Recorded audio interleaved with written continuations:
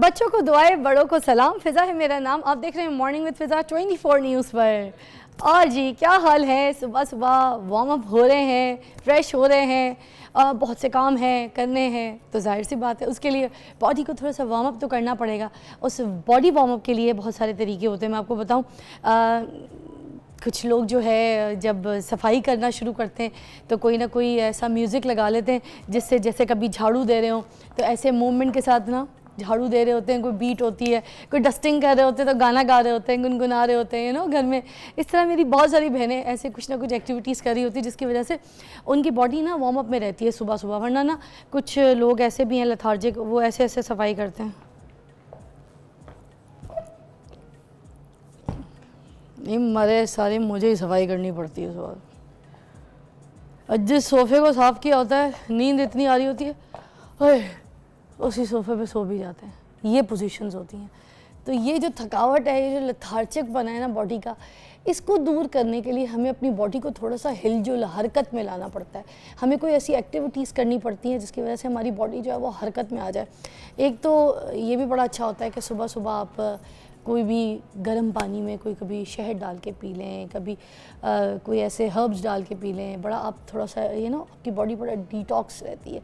थोड़े से कुछ बादाम साथ में अगर भिगो के रख लिया आपने, नहीं भी भिगोए कच्चे एवं खा लें छिलकों के साथ, कुछ नहीं होता। ये सारी चीज़ें, थोड़े से आपने नट्स खा लिए और ऐसे गर्म सिप लिया, एकदम से आपकी बॉडी में ना ये जो गर्म पानी जाता है, आपको फील होता है वो जहाँ जहाँ से जा रहा होता है वो नागिन डांस कर रहा होता है। आपको हर तरीके से आपको फील हो रहा होता है कि अच्छा मज़ा आ रहा है। और इसी तरह करते करते आपकी आंखें खुल जाती है। कुछ लोगों को गर्म पानी सूट नहीं करता, कुछ लोगों को सूट करता है कि चाय या गर्म ऐसी कोई चीज़ पेट में ना जाए, सुबह सुबह उनके मुँह में जाए कोई ठंडा यख बर्फ़ वाला शेक, स्लश पानी, ठंडा पानी। उठते के साथ ही कुछ लोग बर्फ़ खाते हैं, उठते के साथ ही फ्रिज खोलते हैं, बर्फ़ मुंह में ले लेते हैं। इस तरह से चार्ज होते हैं, ठीक है। तो ये जो सारा दिन हमने गुजारना होता है, उसके लिए जो सबसे सुबह वाला टाइम है, जब हम अपने बच्चों को भेज देते हैं, हम अपने मियाँ को भेज देते हैं बाहर काम पे, और घर की सारी सफाई, घर का सारा कुकिंग, घर का देखभाल, फिर सारा दिन का जो चार्ट बनाते हैं ना, वो हमारे हाथ में होता है। अच्छा, अब ये बड़ा अच्छा टाइम है ऑर्गेनाइज़ करने का अपना पूरा दिन। अब ये है कि आपने पेन उठाया, भाई किसी के पास पेन है क्या? तो है नहीं भाई, किसी को भाई बोल दो तो सारे मुंह उधर फेर लेते हैं। हद होती है वैसे, है क्या भाई जान बोला करूं ताकि तुम लोग को आसरा तो। भाई अलग जान अलग नहीं बोल सकती मैं। चलो जी, है किसी के पास पेन? नहीं है आपके पास कोई पेन? किसी के, तुम लोग के पास भी नहीं है यार, रखा करो। कलम की कीमत पता होनी चाहिए तुम लोगों को, जैसे मैं रोज़ सुबह आके कलम के लिए रुल रही होती हूँ, ठीक है। उसके बाद आप ऐसे अपना चार्ट बनाएं, 1 चार्ट, 2 चार्ट, 3 चार्ट, 3 लाइंस में आपने बना लिया। आपने क्या किया? सबसे पहले लिखा माय फर्स्ट वर्क सफाई, माय सेकंड वर्क मेरी ये चीज़, मेरा थर्ड मैंने आज अलमारी साफ़ करनी है अपने बेटे की या बेटी की, कोई भी।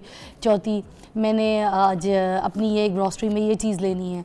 पाँचवीं मैंने यूँ अपनी सहेली से मिलना है। फिर मैंने आज अम्मी को इतने बजे कॉल करना है, ठीक है। फिर ये मैंने आज अपनी सास के लिए कुछ सरप्राइज़ लेने जाना है, कोई उनको गिफ्ट करना है, उनकी पैकिंग करनी। मैंने आज अपनी बेटी के लिए, इस तरह ये सारा एक चार्ट बनाना है 3 हिस्सों में। जो जो लोग आपके इंपॉर्टेंट हैं उनके साथ पूरे घर का एक चार्ट बना लें। अब आपके पास ये चार्ट आपकी साइड टेबल पे पड़ा है। आप सारा दिन जब भी थोड़ी देर के लिए भी अपनी बिस्तर की तरफ या फिर अपने कोई ऐसी जगह, लिविंग रूम जहाँ पे आप बैठते हैं, वो जैसी चार्ट आपकी नज़र से गुजरेगा या मोबाइल पे सेव कर लें तो वो फ़ौरन आपको समझ आ जाएगा कि आज आपने सारा दिन अपना कैसे प्लान किया हुआ है। और उसके बाद वो एक्टिविटीज़ आपकी बैलेंस हो जाएंगी। और उसके बाद उठें, फिर वार्म अप हो जाएँ सारे दिन के काम के लिए। तो आज मैं आपको वार्म अप के लिए एक नया स्टाइल बताऊँगी। वो नया स्टाइल ये है कि मेरे पास एक बहुत अच्छे मेहमान हैं, जुनैद मलिक, डांसर हैं, बहुत अच्छा डांस करते हैं, सिखाते भी हैं, करते भी हैं।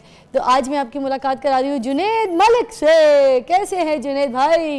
ठीक, अल्लाह का शुक्र। आप बताएं? अल्लाह का शुक्र, ठीक ठाक। मुझे बताएं, आप ज़बरदस्त डांसर हैं, ऐसे ही है? जी जी। कोरियोग्राफर भी हैं जी। आप? शादी ब्याह के जो फंक्शंस होते हैं उसमें भी कोरियोग्राफ कराते हैं सारे? जी जी। उनके फंक्शंस के डांसर्स, मेहंदी के, है ना? जी जी। कितने कोई करा चुके हैं अभी तक इस तरह की आई थिंक कोरियोग्राफ? काफ़ी करवा चुका हूँ। मैं 8 साल फिल्म इंडस्ट्री में भी कर चुका हूँ, कराची में लेक्स अवार्ड शो पर भी मैंने काम किया है। अरे वाह, तो काफ़ी मतलब कि इस चीज़ का शौक भी था, तो मैंने काफ़ी इस फेम को लेकर चला हूँ। क्या बात। आप हर म्यूज़िक पे डांस कर लेते हैं? जी। तो अगर मैं मैं खंग दूं तो भी डांस कर लूं? ई रिक्शे की फटपटी पे भी? बिल्कुल, खबरों पे भी। अच्छा, तो वैसे इतना अच्छा काम कर रहे हैं आप, ज़रा डिफरेंट है। जी, और जी। आज मैं आपको ये बताऊं कि ये न्यूज़ चैनल है। जी, जी। आज मैंने आपको खबरों के ऊपर भी डांस करवाना है, ठीक हो गया। और ये टास्क है, आप कर लेंगे, है बिल्कुल ना? कर लूँगा। तो ठीक है, कितने साल से कर रहे हैं आप? मुझे तकरीबन हो गया ये को 22-21 साल हो गए। 22-21 साल? तो उम्र आपकी तो खुद ही मेरी- 22-21 लगती है, बड़े हैं। 24। 24 बस, तो ठीक है, बस हाँ। 4-5 साल की उम्र से शुरू हो गया था। बिल्कुल। बहुत बस मुश्किल से आता होगा ये कभी किसी गीले जिस्म में नंगी तार पे हाथ दे दिया था? नहीं, वैसे it feels like you know, क्या करंट है यार। इस तरह की जो वाइब्रेशन वाला डांस है, ये मैंने पहली मरतबा देखा अपने सामने ऐसे। टीवी पे तो बहुत ज़्यादा, सोशल मीडिया पे ये करंट डांस चल रहा है। आज मैंने देखा कि ये करण अर्जुन डांस नहीं है, करंट डांस है। तो ये सारे स्टेप्स आपको सिखाता कौन है? आई थिंक गॉड गिफ्ट है। वाह, एक ब्रेक मुझे ज़रा किसी स्टेप के साथ ऐसे ही कुछ करवा के ब्रेक लेंगे ज़रा? क्या पहले बता दें? ये मैं कर सकूंगी? अच्छा, कोई दूसरा बता दे। चले, ब्रेकिंग न्यूज़। हाँ चलो ठीक है, 1 2 3। 1 2 3 ब्रेकिंग न्यूज़।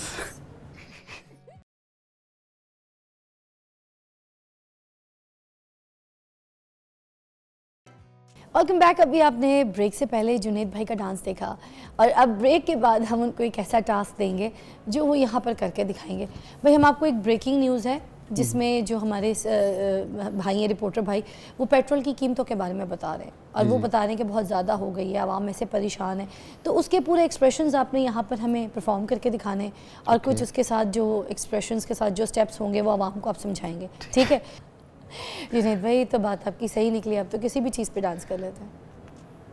टैलेंट जो हो वो तो किसी चीज़ पे भी चल जाता है, आप कोई भी चीज़ लगा लो। अच्छा, कोई खातून अगर गालियाँ निकालनी है उस पर भी डांस कर लेते हैं? तो जाहिर सी बात है, उसकी गाली को लेके चल लेंगे। अच्छा, तो मेरी बात सुने, यहाँ पर कोई ऐसे इदारे हैं जहाँ पर स्पेशली डांस सिखाया जाता हो? नहीं, अदारे मतलब जितने भी कोरियोग्राफर्स हैं, जितने डांसर्स हैं, जो टैलेंट निकल रहा है वो खुद से निकल रहा है, वो खुद से सीख रहे हैं, उनको सिखाने वाला कोई ऐसा इदारा नहीं है यहाँ पर? ऐसा इदारा कोई भी नहीं है यहाँ पे ऐसा। जैसे होते हैं ना इंस्टीट्यूट जहाँ पे डांस स्टेप सिखाए जा रहे होते हैं, कोई नहीं है कोई ऐसा? सीन नहीं ऐसा। अच्छा, और ये जो कथक वगैरह, क्लासिकल डांस और ये ब्रेक डांस, ये इसके लिए भी कुछ ऐसा नहीं है? कुछ भी नहीं तो यहाँ पे। ऑनलाइन देखते हैं? ऑनलाइन कुछ देखते हैं, कुछ इस चीज़ को बहुत ज़्यादा फॉलो करते हैं, कुछ जो है ना इसके लिए अपना डिफेंस वाली साइड पे, DH वाली साइड पे जाते हैं, वहाँ पर कुछ है ऑफिस वगैरह इस तरह के डांस स्टूडियो, तो वहाँ पर जाते हैं कुछ लोग। तो कुछ जो है वो कुदरती ऐसे हैं। अच्छा, हाँ। तो ये कितने लोग हैं आप लोग, जो पूरा ग्रुप है जो डांस करता है? नहीं, मैं अकेला हूँ। अच्छा, जी जी। और आपके साथ फिर जब पूरा ग्रुप चाहिए हो, आपको इस तरह से किसी शो पे बुलाना हो या तो कोई वो फिर शादी जाहिर के सी बात है, फिर फंक्शंस में, करना पड़ता, फिर आप अरेंज करते हैं? हाँ, अरेंज करना पड़ता फिर। तो बाकी टीम तो आपकी शुरू अच्छी है जो आपके साथ परफॉर्म करती है? जी जी। आपकी टीम अच्छी है जो आपके साथ परफॉर्म जी करती जी है? बिल्कुल। तो कितना कोई मुआवजा मिल जाता है डांस का? अच्छा मिल जाता है? काफ़ी अच्छा मिल जाता है। या बस कभी पाकिस्तान में इसकी कोई कदर नहीं? इतनी कदर नहीं है इसकी टैलेंट की, क्योंकि पाकिस्तान में हमारे टैलेंट की वाकई कदर नहीं है। अच्छा, इस चीज़ को तो मानना पड़ेगा। हाँ, ठीक है, तो काफ़ी अगर कराची वाली साइड पे चले जाओ, उस जगह पे कुछ कदर है इन चीज़ों की। अच्छा, तो कराची मैंने फिल्म इंडस्ट्री में जब था तो मैंने काफ़ी चीज़ का मुझे फेम भी मिला था। हाँ, तो उसके बाद से मुझे जो है ना, मैंने छोड़ दी ये चीज़ें, फिर मैं वापस आ गया, फिर यहीं पे लौट पड़ी मेरे पिता। ये मैंने शुगली तौर पे ही रमज़ान के दिनों पे थाना के दोस्तों ने बोला कि थोड़ा सा मतलब कि शुगल करना है, तो वो उस तरीके से किया, तो वो काफ़ी चीज़ जो है ना वायरल होगी मेरी वीडियो। अच्छा, तो अल्लाह ताला कितना आसान है मेरे पे, थे पता ही नहीं चला कब इतना ऊपर हाई लेवल पे चला गया। वाह। फोक पे भी डांस कर लेते हैं, फोक म्यूजिक पे? आई थिंक थोड़ा बहुत ज़्यादा वो नहीं। आरिफ लोहार का गाना है ना, वो एक्चुअली जिनके साथ मैं काम करती हूँ, जी, जी। जज्बा एंटरटेनमेंट ना, जी, जी। तो उनका गाना है ये, आ तेनू मौज करावा, हाँ जी। हमारे परवेज साहब का, आरिफ लोहार साहब का। तो अगर वो गाना हम लगाते हैं तो आप परफॉर्म करें, आजकल बहुत ज़्यादा इंटरनेशनल वायरल है, तो दुनिया उसके ऊपर डांस कर रही है, कोई बात नहीं। है ना जी? लगाए? बिल्कुल। आए फिर ज़रा, और जी। ऑडियंस को आप ये बता देती हूँ मैं, आप भी बल्कि मेरे साथ खड़े हो जाए, ज़रा बता दूँ देखिए जी, सुबह सुबह मैं डांस नहीं करा रही, मुझे कोई ऐवी लिखना ना शुरू कर दीजिएगा। मैं सिर्फ न्यू टैलेंट को प्रमोट करती हूँ, ठीक है, ये आप दिमाग में रख लीजिए। जो अपनी मेहनत से आगे आ रहे हैं, अपनी मेहनत से जो है कुछ ना कुछ करना चाहते हैं। मैं बहुत से पेंटर्स को बुलाती हूँ, मैं म्यूजिशियंस को बुलाती हूँ, गिटार बजा रहे होते हैं। कल रुबाब वाली लड़की आई थी, उससे पहले ढोल वाली लड़की आई थी। इसी तरह बहुत से ऐसे बच्चे हैं जो आगे आर्ट में, म्यूज़िक में या किसी भी फील्ड में आगे आना चाहते हैं। तो मेरा मकसद सिर्फ ये है कि मेरे पास एक ये प्लेटफॉर्म है, तो वाई नॉट मैं वो यूज़ करके ऐसे बच्चों की मदद करूं, जिसमें वो उनको कोई ऐसा प्लेटफॉर्म अगर दे दूं जो उनका शौक़ है, वो जो करना चाहते हैं उनको इस प्लेटफॉर्म के ज़रिए मैं आगे बढ़ने का मौका दे दूं। मुझे ये लगता है कि हम लोगों को आगे बढ़ने का मौका नहीं देते, तो मैं अपने प्लेटफॉर्म को ऐसे बच्चों के लिए यूज़ करवाना चाहती हूँ। तो हमेशा एक बात याद रखिए, जब आप कभी अपनी जगह छोड़ेंगे और अगले को आने देंगे ना, तो फिर आप ही आगे जाएंगे। ऐसे ही है। वेलकम बैक, आप देख रहे हैं मॉर्निंग विद फ़िज़ा। और नाज़रीन, हर एक को मसला हो जाता है, कभी किसी को एज में जाके, कभी किसी को जल्दी, कभी किसी को एक्सरसाइज की वजह से घुटनों के दर्द का, कभी कोई कहता है ना कि मैंने वेट लूज़ करना है, वो बहुत भागना शुरू कर देता, तेज़ी से रनिंग करना शुरू कर देता अपनी गली मोहल्ले या पार्क्स में। तो वो जो तेज़ भागते हैं कुछ लोग, उसके बाद वो एकदम से कहते हैं वेट तो लूज़ हो रहा है मगर घुटने जवाब दे गए। फिर कुछ ऐसे लोग हैं जो बहुत ज़्यादा इबादत करते हैं, नमाज़ पढ़ते हैं, तो वो जब सजदे की हालत में जाते हैं, रुकू में, तो उनके घुटने कड़क कड़ ऐसे आवाज़ें करती हैं। वो फिर बैठ नहीं पाते, नमाज बैठ के पढ़ रहे होते हैं, सजदे में नहीं जा पाते। ऐसे बहुत सारे मसले आपको सुनने के मिलते हैं अपनी फैमिली में ही। बाहर तो मैं अभी बात ही नहीं करी, क्योंकि मैं तो अपने घर की बातें बता रही हूँ। तो इस तरह के आपके भी घर में बहुत सारे मसले होते हैं बहुत से लोगों को। तो उस पर बात करने के लिए आज हमने जो माहिरीन यहाँ पे बुलाए हैं, बहुत एक्सपर्ट हैं।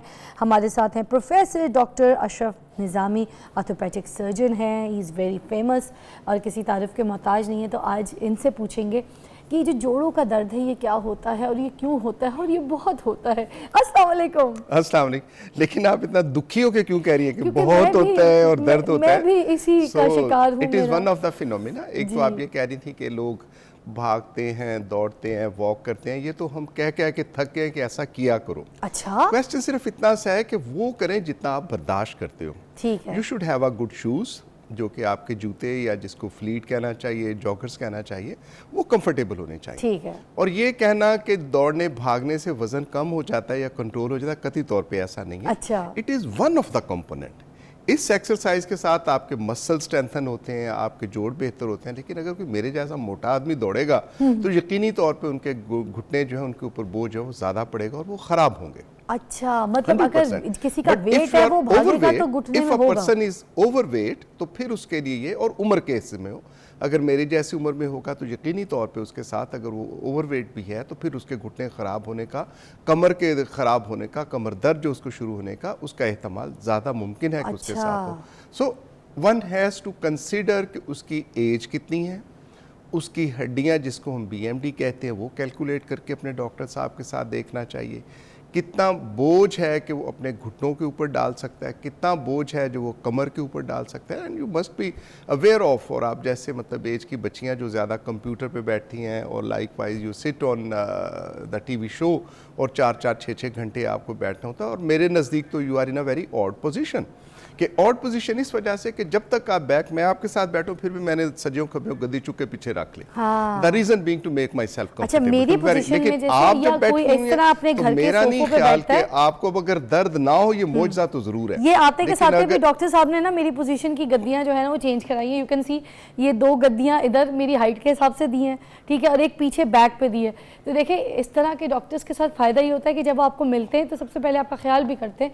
और उन्होंने मेरी पोजीशन के लिए मुझे एक बैक सपोर्ट दी है और मुझे 2 हाइट दी, क्योंकि मेरी जो है ना टांगे लंबी है, तो वो ताकि टांगे लंबी नहीं, अल्हम्दुलिल्लाह आप कहें कि मेरी हाइट ज़्यादा है, टांगे लंबी नहीं है। You are in a good height और लोग जिस हाइट को तरसते हैं अल्लाह ताला ने आपको वो हाइट दी, so you are blessed. Simply you have what to do is कि अपनी जो चेयर है वो अकॉर्डिंगली होनी चाहिए।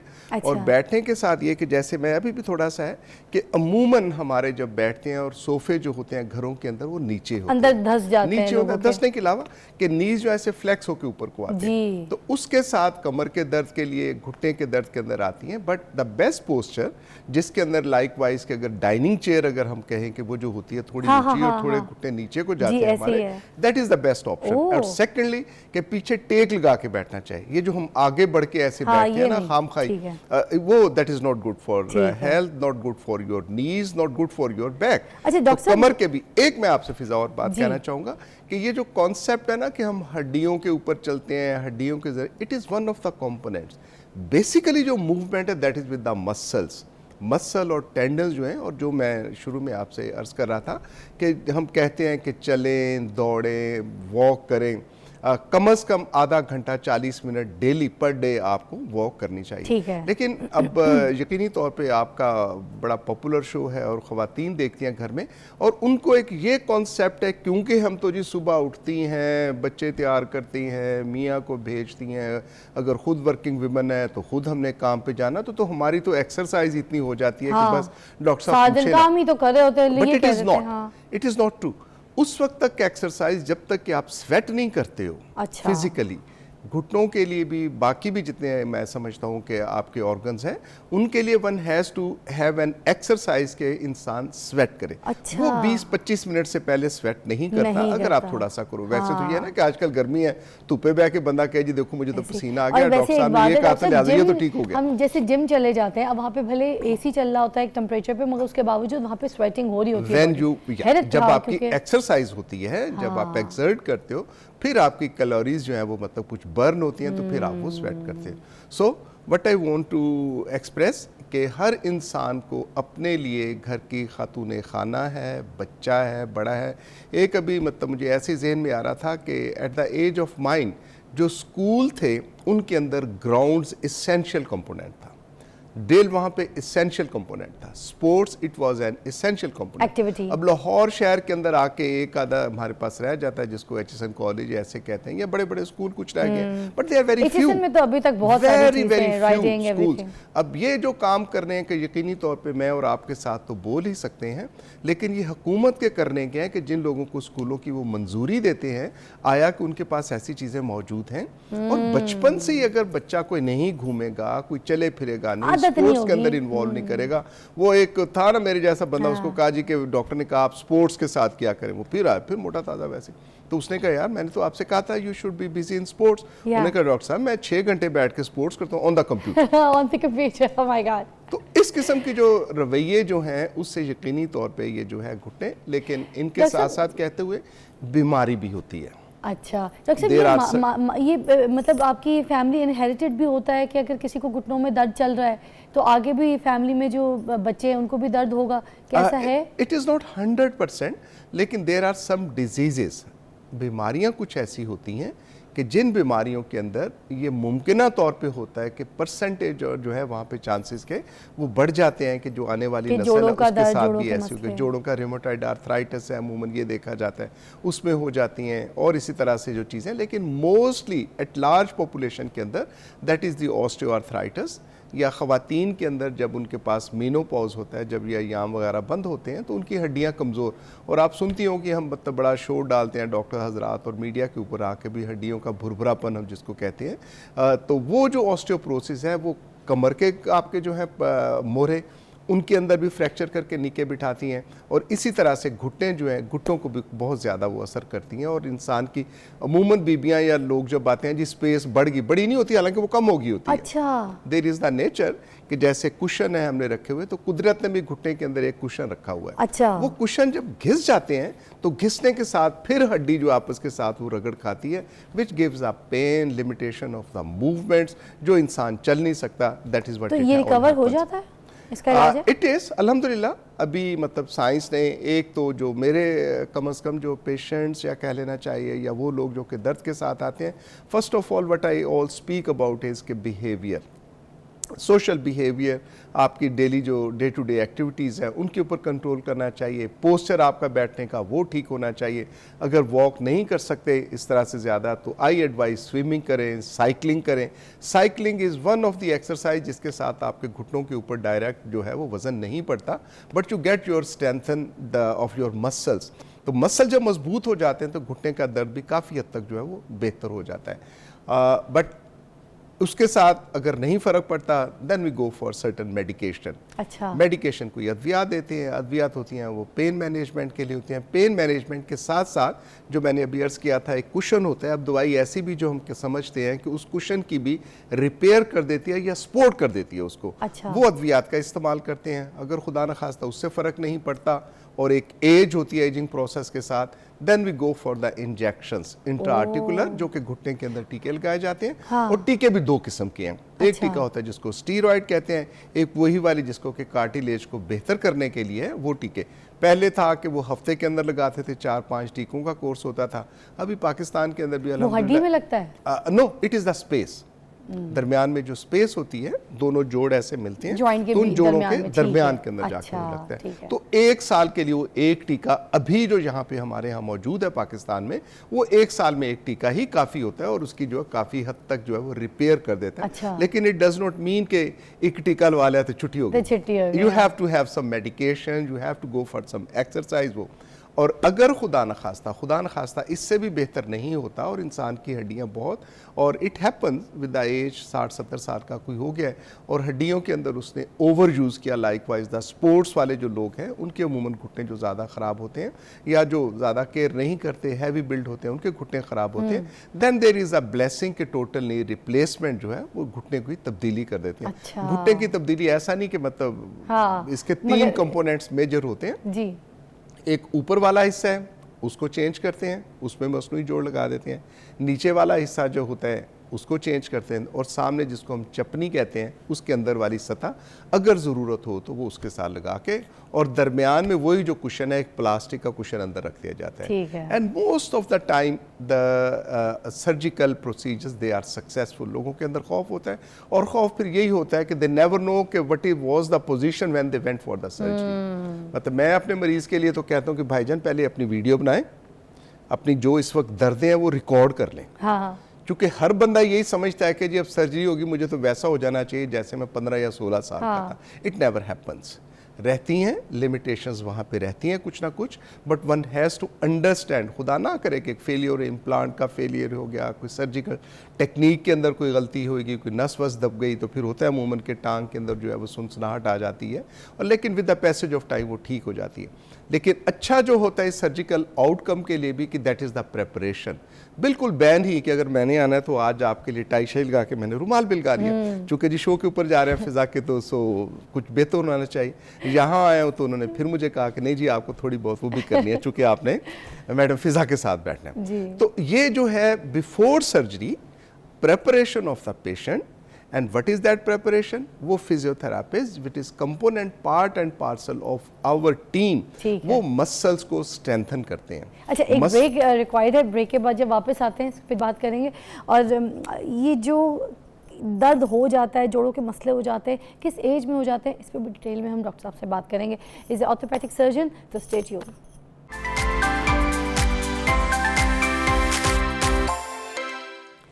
Welcome back. हमारे पास ऑर्थोपेडिक सर्जन मौजूद हैं जो आप लोगों को बता रहे हैं कि जोड़ों का दर्द क्यों हो जाता है और किस वजह से हो जाता है और उसका ख्याल कैसे रखना है। मैं सवाल ये करना चाह रही हूँ कि डॉक्टर साहब कौन सी ऐसी उम्र है जिसमें जोड़ों का दर्द ज़रूर हो जाता है लोगों को, मतलब एक एज है जिसमें जोड़ों का दर्द शुरू हो जाता है? आई थिंक ऐसा क्वेश्चन तो नहीं हम नहीं रख सकते कि ज़रूर हो जाएगा। लाइकवाइज कि हर बंदा गंजा तो मेरी तरह नहीं हो जाता, हर बंदा कोई मोटा भी नहीं हो जाता। It never happens. ये तो एक डिफरेंट किस्म की है कि चांसेस हैं कि उसके साथ ये बढ़ जाए। अच्छा। उसके लिए ऐसा है, एक तो एज पर्टिकुलरली कि जब आप 40 प्लस हो जाते हो, जब आप 40-50 के करीब पहुंच जाते हो या उसको क्रॉस करते हो तो बहुत सी चीज़ें हैं जो कि ऑर्गेनिज्म बाहर आना शुरू हो जाता है। और जैसा हम आपसे पहले बात कर रहे थे, because we don't take care, अपनी केयर नहीं करते, उन चीज़ों का ख्याल नहीं रखते, ओवर द पेन करते रहते हैं, और हर बंदा नहीं, कोई नहीं किसी को चोट लग जाए, हालांकि उसको उठाना नहीं चाहिए, लेकिन कहते हैं नहीं शेरबान खड़ा हो तो और इट गोज वर्स्ट। एक आपने नाम सुना होगा, बिग ब्रदर हमारे डॉक्टर खालिद जमील साहब, तो they were student and travelling to students के साथ जा रहे थे तो एक्सीडेंट हो गया। अच्छा। अब because he was a student of 4th year और फाइनल ईयर, तो उसको अंदाज़ा था कि मेरे साथ एक्सीडेंट में क्या हो गया।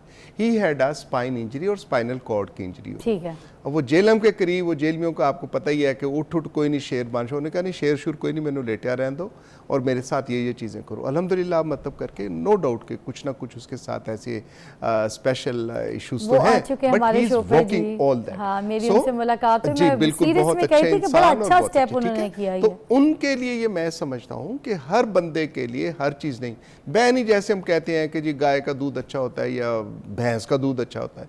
अब भाई गाय का दूध गाय के बच्चे के लिए, भैंस का दूध भैंस के बच्चे के, इंसान के बच्चे के लिए इंसान का दूध जो वो बेहतर होगा। So it is very clear, इसको मतलब कोई वो नहीं करना चाहिए। Anything which we go over the pain, एक तो एज के हिसाब से है कि जब उम्र हो जाती है ऐसी, तो फिर घुटने का दर्द, कमर के दर्द ये आ जाते हैं, और अच्छा। बाकी भी जोड़ों शोड़ों में। और इसके अंदर जो मेरा ज़्यादातर मानना है वो यही है कि चूँकि हम एक्सरसाइज नहीं करते, एक स्पेसिफिक एक्सरसाइज नहीं करते जिससे हम अपने पट्ठों को मजबूत करें, और ये कॉन्सेप्ट जो कि इंसान सिर्फ हड्डियों के ऊपर चलता है, मैं समझता हूँ ये दुरुस्त नहीं है। हम मसल्स के ज़रिए से चलते हैं। अगर हम अपने पट्ठों को मजबूत रखें, अगर पट्ठे आपके सेहतमंद हैं, और पट्ठे कैसे सेहतमंद हो सकते हैं, that you go for the exercise, specific exercise. कोई डाइट भी होती है ऐसी डॉक्टर साहब जो अगर हम खाएं डाइट तो हम क्या है, जोड़ों के डाइट दर्द के से लिए बच देखिए, सकते हैं? अब अगर तो घुटनों का दर्द है कि आपको यूरिक एसिड की वजह से, सपोज आजकल ये ज़रा खुशामद किस्म के अच्छे जो लोग हैं, खुशामद लफ्ज़ तो मेरे मुंह से ऐसे निकले, खुशहाल किस्म के लोग हैं, तो खुशहाली का यही होता है कि आपने मतलब हाई प्रोटीन डाइट आप खा रहे हो। हाई प्रोटीन डाइट होने की वजह से फिर आपके साथ जो यूरिक एसिड है, जो कि बादशाहों की बीमारी कहा जाता है, दैट हैपन्स। पहले था कि सिर्फ पाँव और बिग टोज के ऊपर समझा जाता था कि this is the uric acid, लेकिन यूरिक एसिड की वजह से कमर के दर्द भी हो सकते हैं, यूरिक एसिड की वजह से घुटने के दर्द भी हो सकते हैं। अच्छा। घुटने के ऊपर सूजन भी आ सकती है, फिर इसी तरह से और बीमारियां जो कि घुटने के साथ और चीज़ें भी आ सकेंगी।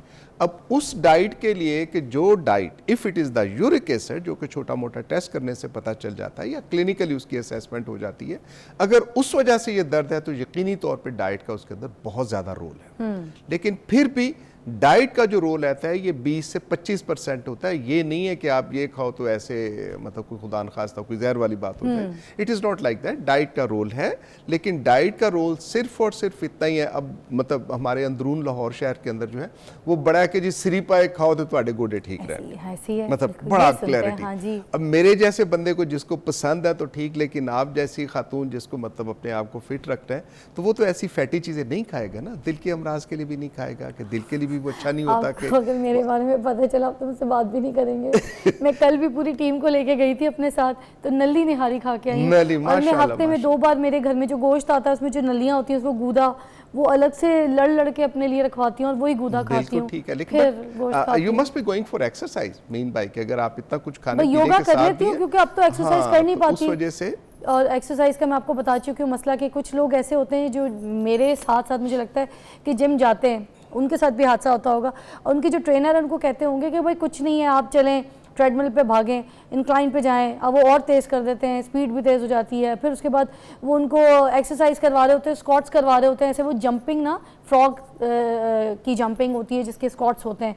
तो ये सब जो चीज़ें होती हैं इसकी वजह से भी हड्डियों के दर्द हो जाते हैं। और ये कहती हैं कि कुछ नहीं है, आप एंड में स्ट्रेचेस करेंगे तो ठीक हो जाएगा।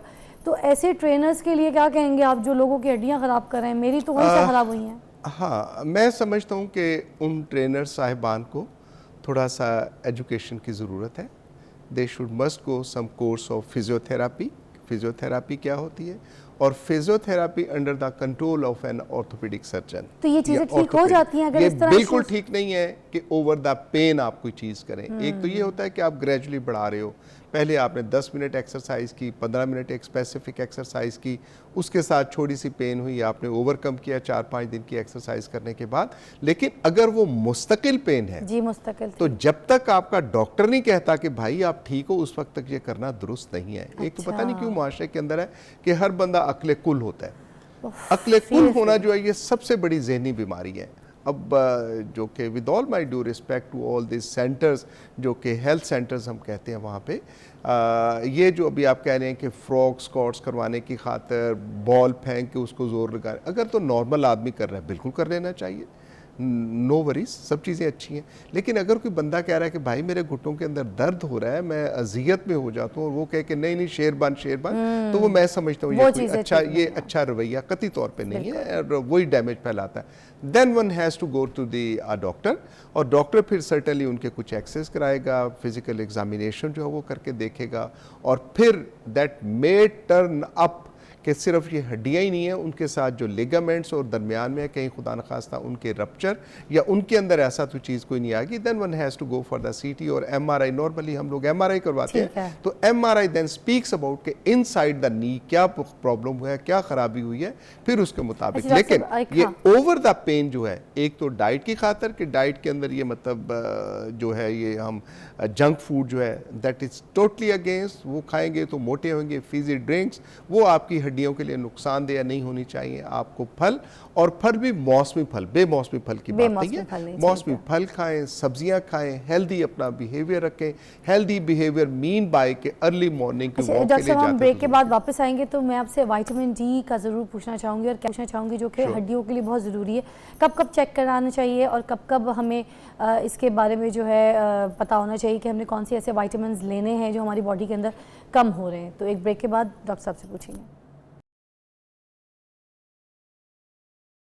Welcome back, you watching morning with Fiza, और हमारे साथ ऑर्थोपेडिक सर्जन मौजूद हैं डॉक्टर अशरफ निज़ामी, और आपको समझा रहे हैं कि आपने क्या क्या एहतियाती मैं कौन समझाने वाला, आजकल तो दुनिया में सब समझे समझाए हैं, किसी को जुर्रत भी नहीं करनी चाहिए समझाने की। बता रही हूँ, अगर हम लोगों में इतनी अकल हो ना तो हम अपना ये हाल ना करें, जबकि अब सीरियसली देखा अगर जाए तो हम लोगों पे इतनी जिम्मेदारियां होती हैं, जब हम अपनी टेक केयर नहीं करते, अपना ख्याल नहीं रखते और हम स्ट्रॉन्ग नहीं होते सेहत वाइज, फिर हमारे पीछे जितने भी लोग हैं जिनकी जिम्मेदारी हमारे कंधों पे होती है, वो सारी चीज़ें ना निगलेक्ट हो जाती हैं। मतलब हम फिर जब एक बंदा बिल्कुल ही बीमार होकर बिस्तर पर लग जाए ना, तो उसके बाद उसका कोई आसरा नहीं है, कुछ भी नहीं है, वो लोगों के आसरे पे खड़ा हो रहा है, लोगों को देख रहा है, और लोग कर भी रहे हैं ना अगर उसकी मदद, तो वो फिर एक वक्त आता है कि वो भी चढ़ जाते हैं कि यार रोज़ इनको बिस्तर पे उठाओ बिठाओ लेके जाओ वॉशरूम का। तो बंदे को रहना सेहतमंद चाहिए, बंदे की शुरू की जो एक रूटीन है, लाइफस्टाइल है, वो अगर सेट हो जाए और उसकी डाइट अच्छी हो जाए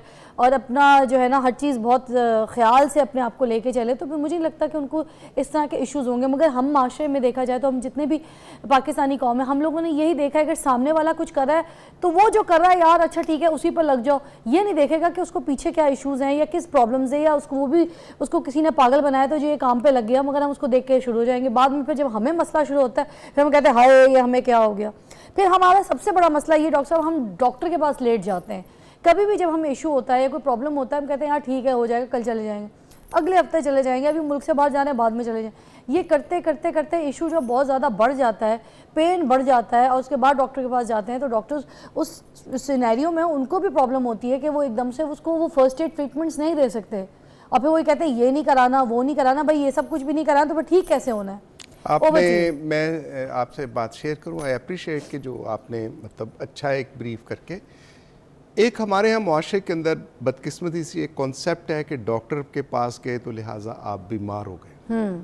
सेकेंडली इससे ही बढ़ के आपसे फिजा बात करूँगा कि लोग समझते हैं कि फिर भी चले जाते हैं, गोडियाँ दर्द हो या कमर दर्द हो या पहले टोट के कर लिए, फूफो ने ये बताया था, फलां ताए ने ये काम किया था तो फलां पर्ची से ठीक हो गया था। मेडिकल स्टोर चूँकि हमारे पास अनकंट्रोल्ड है, बगैर प्रिस्क्रिप्शन के दवाइयाँ मिल जाती है, तो मेडिकल स्टोर वाला ही हमारा डॉक्टर होता है, तो वही दवाई दे देता है और इत्तेफाक से ठीक भी हो जाते हैं।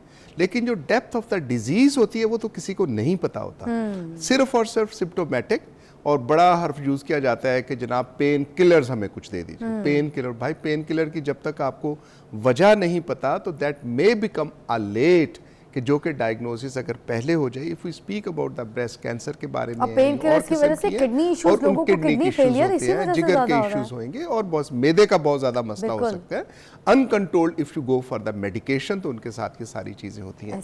अब डॉक्टर को हम समझते हैं, मैं एट लार्ज लोगों की, मतलब मैं उनकी नहीं बात कर रहा कि जिस क्लास से आप लोग ताल्लुक रखते हो या एक बाशऊर तबका, मैं समझता हूँ कहने की खातिर है कि doctor is over there to prevent. हमारे यहाँ मतलब गवर्नमेंट सेक्टर के अंदर भी ये कौन से डॉक्टर साहब अच्छे हैं जो सबसे ज़्यादा मरीज़ देखते हैं?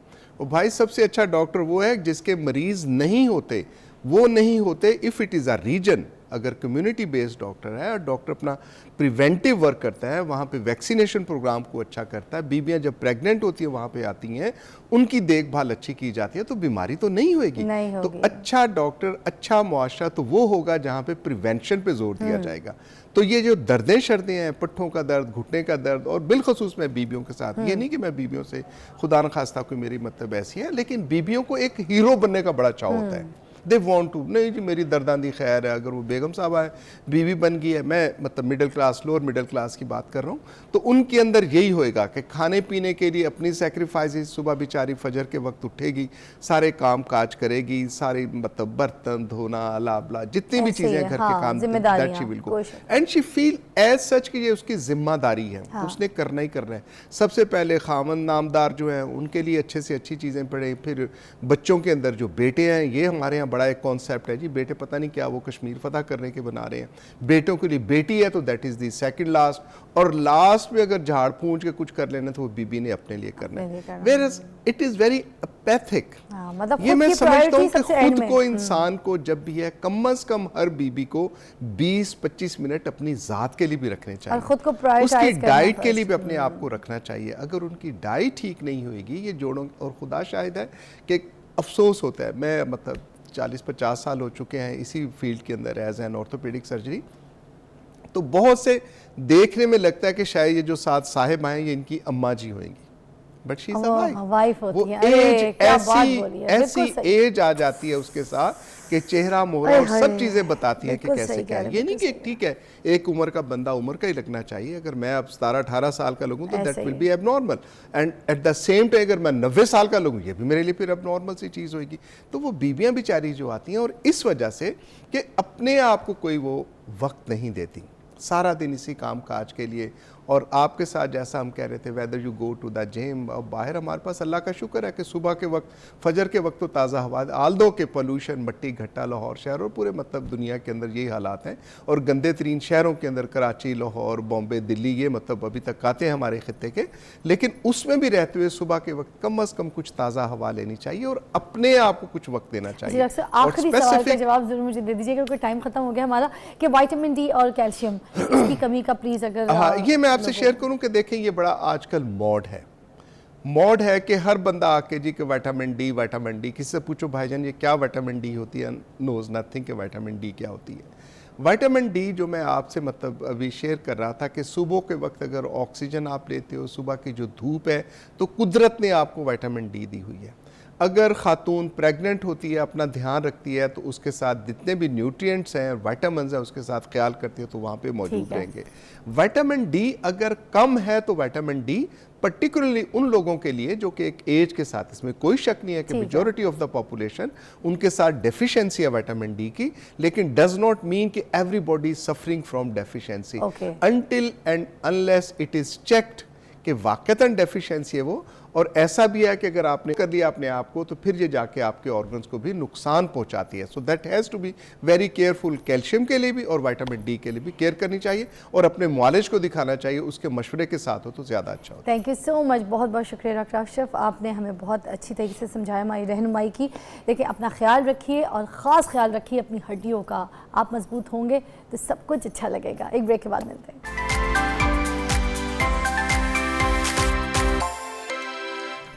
वेलकम बैक, आप देख रहे हैं मॉर्निंग विद फिज़ा और कैमरा ऊपर कर लो, ऐसे मैं खड़ी होने वाली हूँ। ओके अच्छा, मैं बड़े मज़े की बात करने लगी थी मगर मुझे लगा कि पहले जो है ये बात ना करूँ, मैं पहले ये बात करूँ कि हमारी एक लेजेंड अदाकारा है, उनकी आज सालगिरह है और मैं उनको बहुत पसंद करती हूँ, पूरा पाकिस्तान उनको बहुत पसंद करता है, हम उनके फ़ैन हैं और उनकी जिस तरह से एक्टिंग है, कॉमेडी है, उनकी सिंगिंग है, उसके सारे के सारे फ़ैन हैं, उनको फॉलो करते हैं, उनकी लाइफ को फॉलो करते हैं, उनकी लाइफस्टाइल को फॉलो करते हैं। चाहे अगर आप बात करें उनकी एंकरिंग तो उन्होंने बेशुमार एंकरिंग की है, कॉमेडी एंकरिंग की है, उन्होंने मिमिक्रीज़ बहुत अच्छी अच्छी की हैं। मिमिक्री का जन्म जो है इस पूरी मैं कहूँगी इंडस्ट्री में हमारे पाकिस्तान की, वो बुशरा अंसारी जी की वजह से हैं। साथ साथ एक खूबसूरत लड़की, एक ऐसी लड़की जो इंडस्ट्री में आई जिसने मॉडलिंग भी की, जिसने कमर्शियल्स भी किए, जिसने एक्टिंग भी की। ये जो सारे अभी आप देख रहे हैं ना मीडिया में इतना बूम होता है, जितनी सेलिब्रिटीज़ जिनके आप फ़ैन होते हैं, जितना काम हमारी इंडस्ट्री में, जितना खूबसूरत और जितनी मेहनत के साथ काम, हमारी ग्रेसफुल काम, अगर बुशरा अंसारी जी का नाम लूँ, उन्होंने किया है, उस जैसा तो मैं कहती हूँ अभी तक हम उनकी परछाई भी नहीं है और उनके हम कदमों को भी नहीं छू सकते, उनके कदमों की धूल भी नहीं है जितना जितना वो काम कर चुकी हैं। तो सबसे पहले मैं यहाँ पर तो हैप्पी बर्थडे करना चाहूँगी। हैप्पी बर्थडे बुशरा अंसारी जी।